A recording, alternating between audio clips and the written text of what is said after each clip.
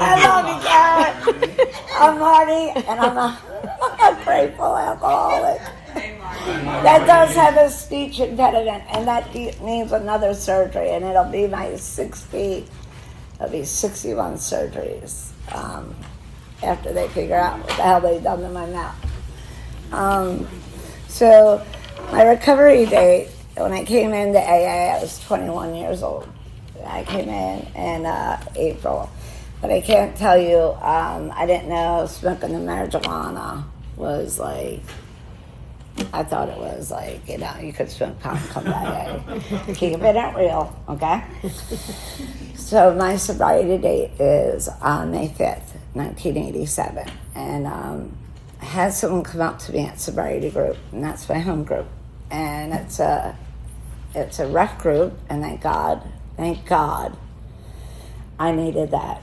I needed that hardcore AA, because I would have robbed the nice people at the churches. And that, I don't say that with any kind of like, what's the word I'm looking for? Like taking on a little bit, bad ASS. Right. It's just what alcohol had done to me. It destroyed me, And so I walked in the rooms into AA, and how I got there, and Chip, and as part of my story, my husband was murdered, and my girlfriend was murdered. And I come from a very prominent family. I don't know if anyone knows about Bernathen, but my father was very strict, and he had his chains on me too tight, and I had a rope. You know what I mean? And at 13, I overdosed, and I almost died on Quaaludes. And I know this is Alcoholics Anonymous, but I never thought I was a drug addict until probably this year, to be honest with you. They wanted to send me to Eugenia Hospital. I think that's long gone. And I met a biker in Warminster Hospital. I was there for 30 days. And psychiatric unit. And I thought, I didn't mean him like a boyfriend, girlfriend. I meant him as like, road dog, you know what I mean? Mm-hmm. And he talked my parents into not sending me to Eugenia. And by the time I was 16 years old, the insanity of this disease took a hold of me. I ran away. I was running away to California with Carl Schmidt. He was about 7 years older than me. And I was with him because I thought no one would ever love me.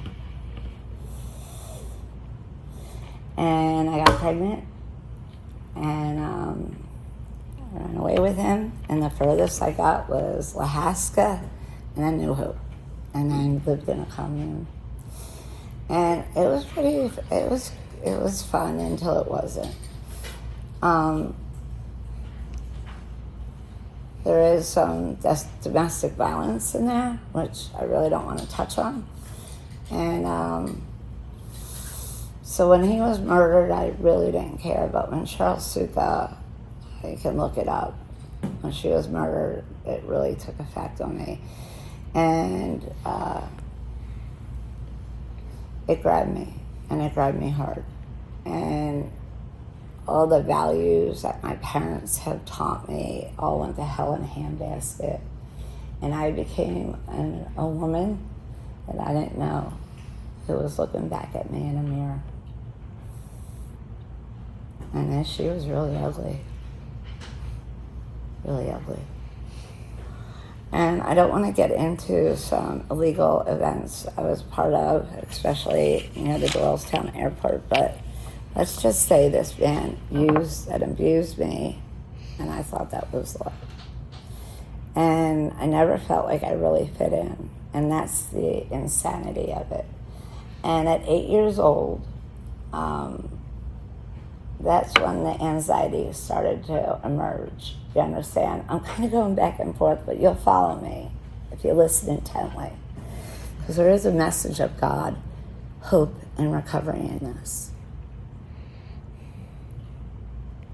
Prior to 8 years old, I loved the Lord with all my heart and all my might, and I would jump on any bus to go to any church.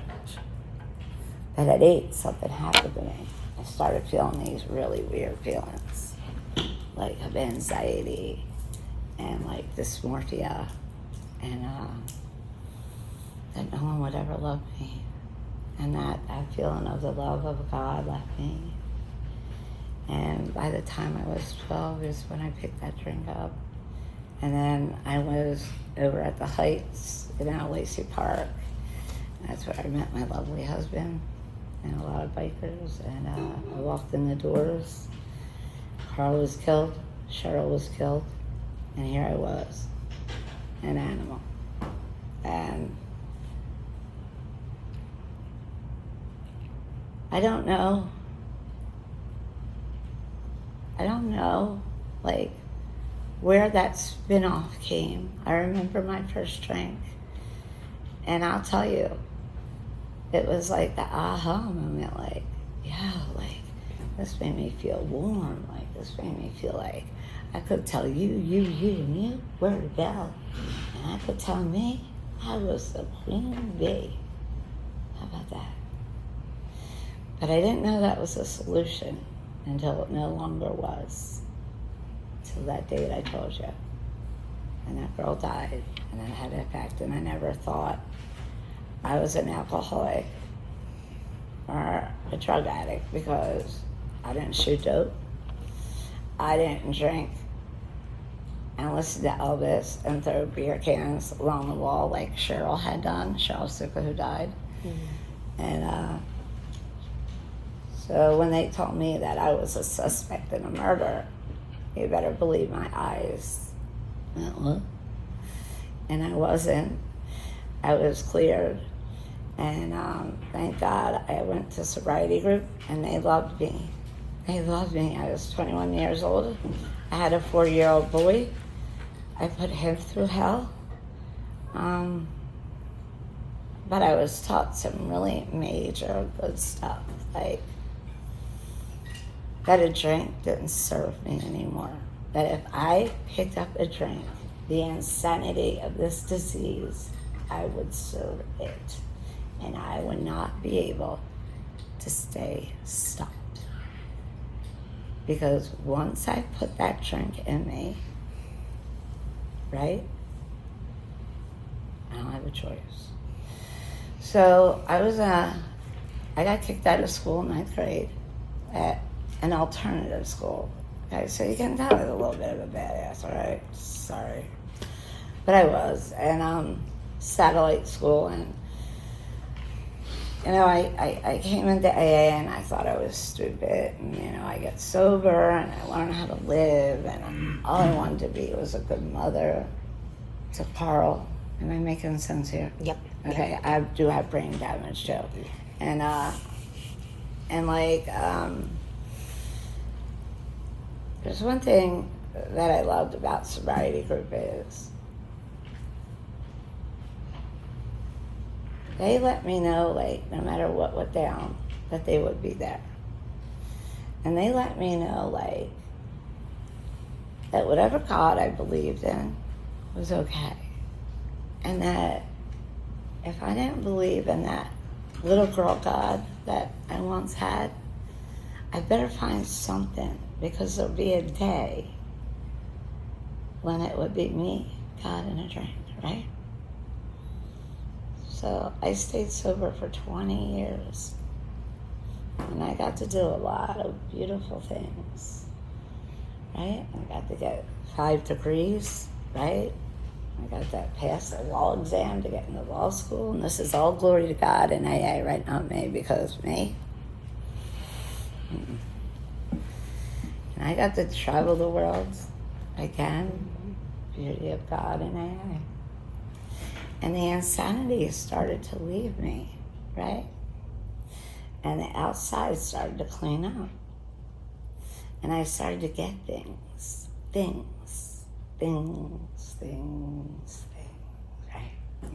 Well, that's easy for us alcoholics, the things, right? And I really thought at one point in my life how insane I probably was, right? I did work a really hard program. Like, Big Book Mary was my sponsor, so, you know, I bought my own house. I bought a house, I had a Hummer, I was educated, I was traveling, I was doing all this thing. And at one point, this is the insanity part, I thought, I'm gonna die. Because I hit that level of spirituality. That's how nuts I got, right? Because we can get a little egotistical, easing God out. Ego, easing God out. Now that, to me, my friends, is insane, right? And then I get married to my third husband, right? Because I got married when I was 23. Because I had to show my dad he wasn't going to get me married to one of those Bernathanites. I'm going back and forth, but you're going to get it. Okay, you're going to get this. Just follow me. If you can. We got to have a little humor. Oh my gosh, really? Okay. No, you're not. No. You go, girl. Go. So anyway, I got married to this guy in 2006. My son now was 24 years old. He only saw his mama drunk for 4 years. 4 years too much. Because that little boy watches mama detox on the kitchen floor. And that's why I'm afraid of bugs today. That's another story. Follow me. So anyway, we're going to put some humor in this today. So because we have to. We have to. Because if we don't, we're in trouble. We didn't come here to be miserable. And I have a laundry list of stuff to be miserable about, believe me. But God says no. Not today. So anyway, I'm married, and I look out the window in Putacana, the Dominican Republic, and this MFer is drinking. And I'm like, holy crap, what did I get myself into? I thought I was doing so good, and I was ready to die because I was so spiritual, right? If you think you're spiritual, get in a relationship, and you'll see how spiritual. You're really not, okay? Just tell me that.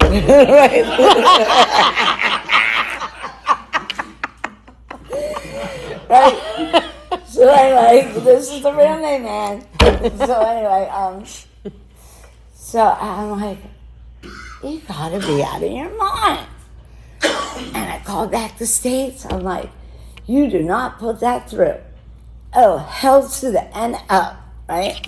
Well, it went through, guys. And 3 weeks later, I found my child dead. An overdose. Now the insanity kicks back in. Now the untreated alcoholism begins. Here's my journey. Not too funny now. I bury my son, 20 years sober. I don't pick up a drink. I don't pick up a drug.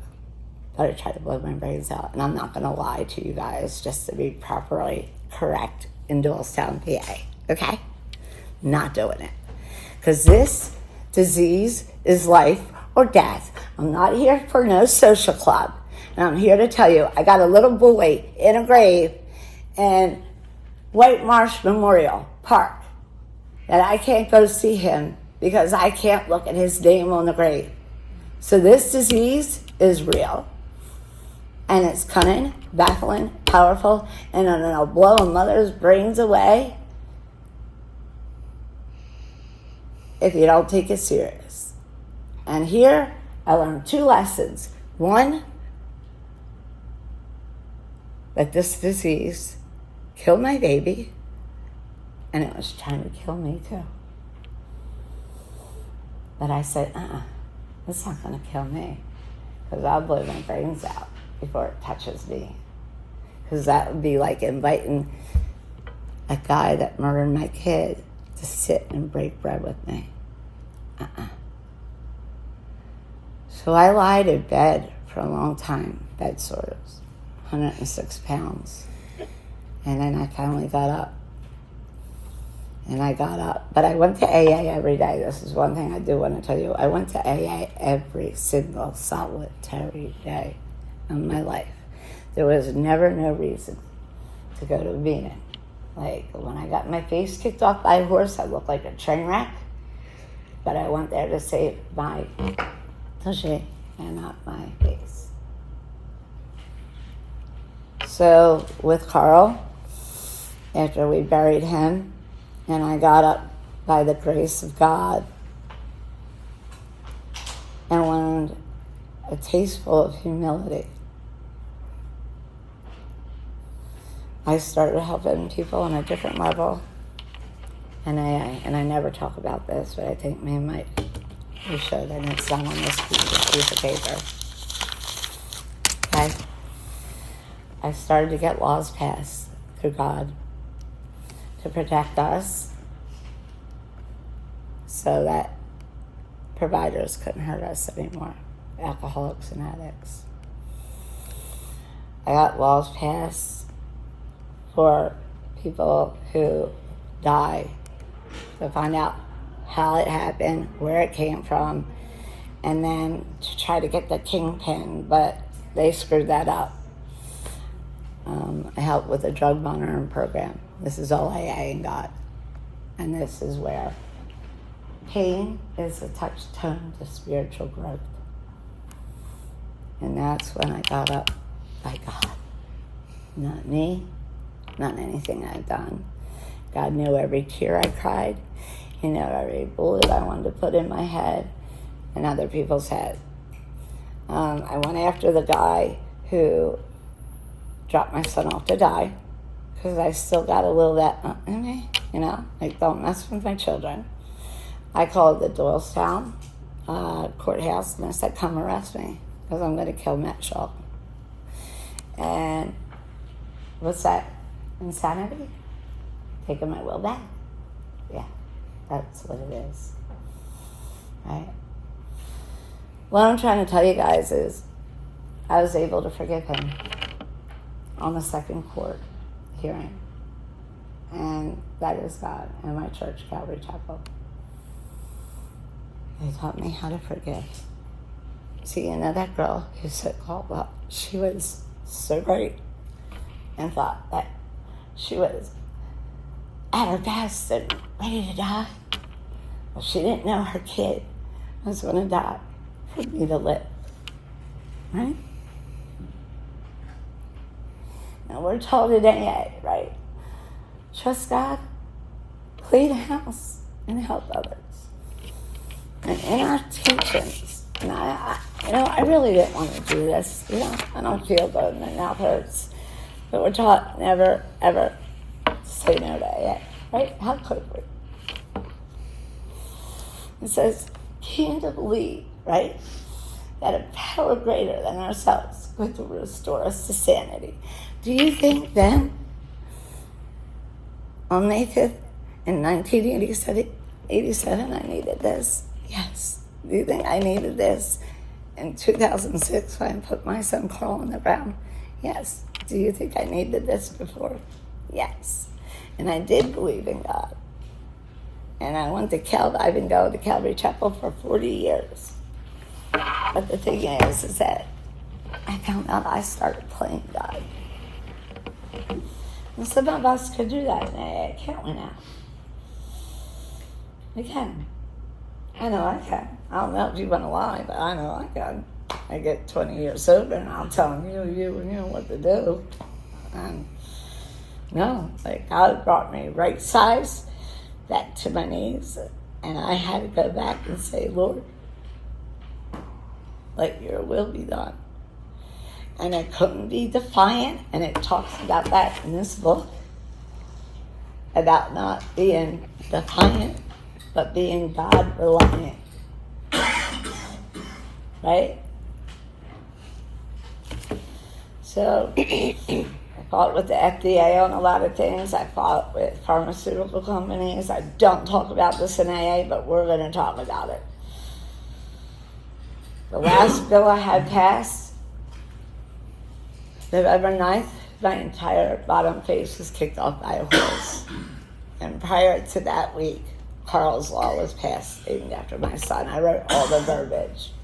Now, I want to tell you something about Alcoholics Anonymous. It teaches us. Can you hear me? Yes.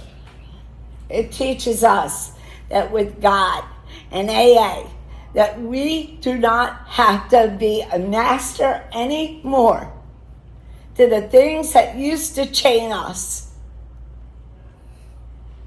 that made us think was the solution, but really, it was the debacle of our own demise. And I was so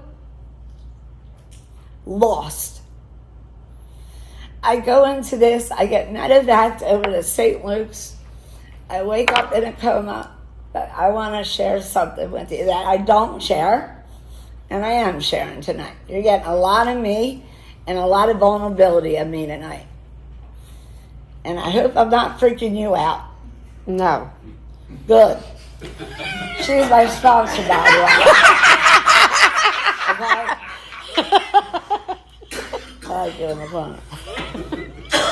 So anyway, when I was in that medevac, I said, holy shit, I'm sorry. I got a bad mouth. I'm working on it, all right? You know that. I'm not F-bombing it here. Okay? So, and I'm not under any influence of anything, so don't worry. Sober, 39 years, May 5th, 1987, okay? So, I could feel this elephant on my chest. I didn't know my whole bottom face was ripped off and my neck. But I knew I couldn't breathe. And this horse bucked my face with both back hooves with steel shoes on. And he threw me across the pasture. And I was trying to help the little effort because his jacket was coming off. And I didn't want him to get shot, but he shot me instead. So I'm up in the airlift, in the medevac, whatever you want to call it, the $30,000 ride I had to fight for. Because I didn't pick the right medevac, unconscious, and a coma. Right. But I got to hear my shepherd's voice. And I knew it was my shepherd's voice. And I got to see my shepherd's face. But prior to that, a light came down. A white light.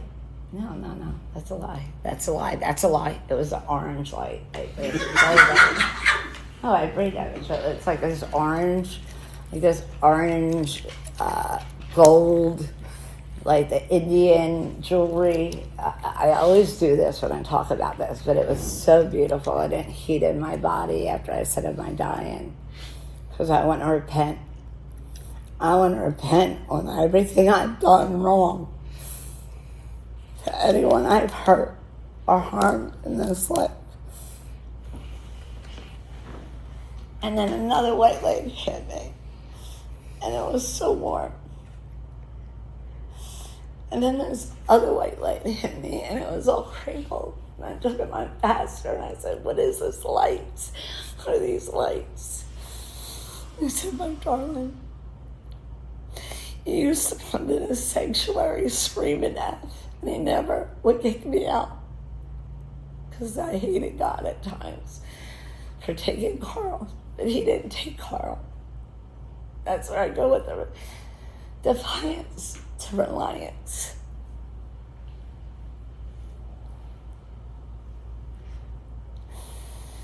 They told me that I probably won't walk again.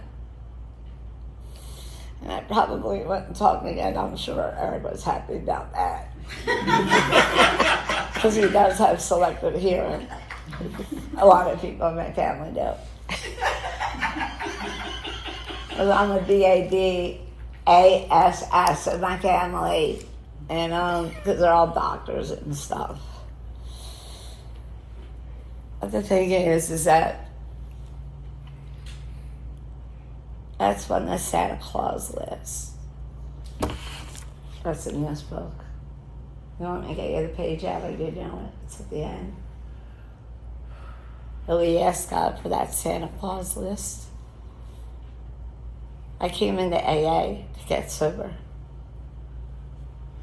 And all the other things were benefits, were gifts to God. And see, this humble girl who put her hand out, the bullshit, realized at the end. I'm sorry, that's another one. How many do I owe? Do you like to have a money jar here or something? Do you have a money jar? You put like $10 in every time you cards and I don't know. Okay, but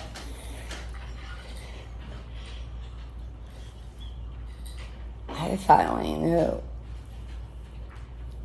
what humility was after burying my son. And other things have happened, and I don't want to get into them, and they're kind of horror stories that I have endured.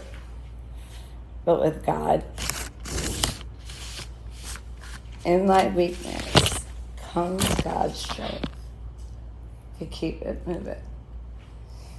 And after I got out of that hospital, they wanted to send me to a nursing home.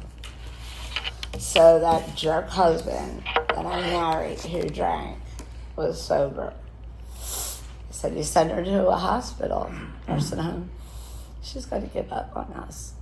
She's going to die. Rightfully so I was. They brought me home with medicine. I said, oh, no. We don't talk about this enough in AA. We do not. Because when you get old, they didn't give me a manual. 21, now I'm 61, right? Or when you get hurt. So I had 3 grand mal seizures because I was going to be the hero and not take any medicine. And I became sicker. And I had brain damage. Because I didn't want you to judge me. Because I love AA so much. And I don't want you to think that I relapsed. You. I didn't care about him. And that's where it goes back to defiance.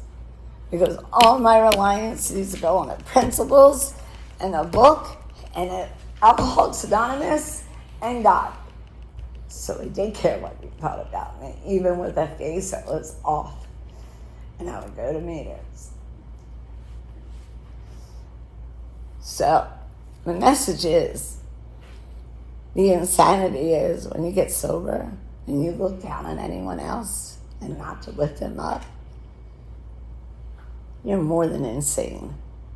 You better remember where it came from.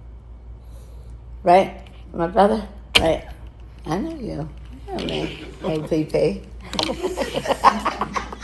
Yeah. You guys would have loved me before this brain happened.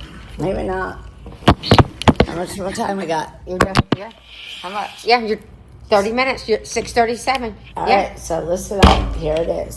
I did write something. Give me that rip of paper.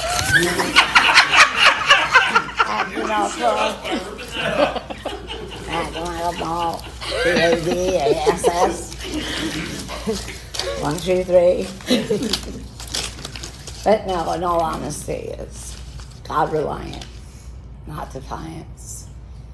And if your little wish list doesn't come true and you're sober for 30 days, 60 days, 90 days, you got a gift. And let me tell you something. And then you got choice. And you have, my father would yell at me if I said you have choice. Because then the insanity in God comes in if you're willing. And anybody who doesn't have a God, you can borrow mine because he has made me very strong. And at the end of this, I will tell you this quickly before I read this to you. My husband had a stroke 4.5 years ago. He's paralyzed. He can't walk. And I take care of him. Because you know why? Because I do this thing one day at a time. I just become me. I try not to curse. I don't tell him, you're going to be a real pain, But I do take care of him. And I do what AA asks of me. Am I perfect? No. But is God perfect? Yes. Is AA perfect? Yes.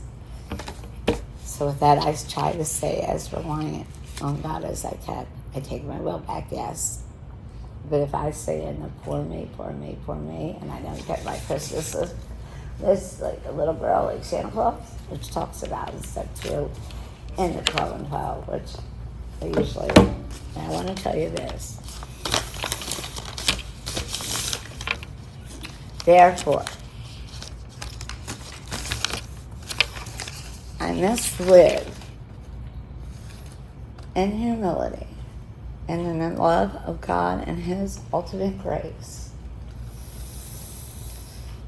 that I can learn to not only help myself and trust God, but to help others that suffer from the same disease as I do.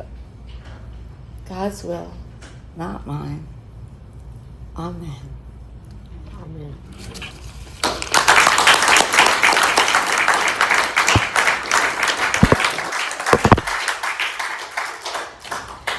Okay, y'all, this is where we thank Marty one more time.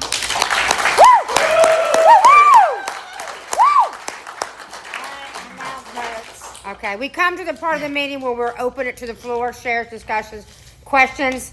We have a large group, so let's limit our discussions to 3 minutes. Please try to stay on the literature or steps shared by tonight's speaker. If you feel like drinking or you've had a drink tonight, please see someone after the meeting. Now I'd like to open up the floor.